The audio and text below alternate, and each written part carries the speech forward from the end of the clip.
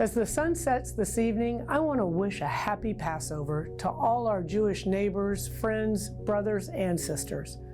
This year, we are learning to celebrate traditions in new ways, reminding us just how strong and resilient our community truly is.